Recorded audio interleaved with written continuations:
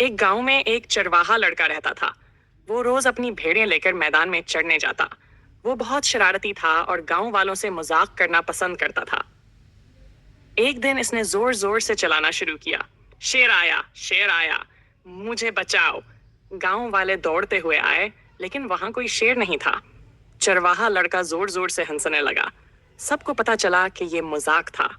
اگلے دن اس نے پھر یہی کیا۔ شیر آیا، شیر آیا۔ لوگ پھر بھاگتے ہوئے آئے، لیکن پھر سے وہ ہنسا اور کہا کہ یہ تو صرف مذاق تھا۔ گاؤں والے ناراض ہو کر واپس چلے گئے۔ چند دن بعد واقعی ایک دن شیر آ گیا۔ چرواہے نے زور زور سے چلانا شروع کیا۔ شیر آیا، شیر آیا، بچاؤ! لیکن اس بار کسی نے اس کی بات پر یقین نہ کیا۔ سب سمجھے کہ وہ پھر مذاق کر رہا ہے۔ شیر نے اس کی کئی بھیڑیں کھا لیں اور وہ لڑکا بہت افسوس کرنے لگا۔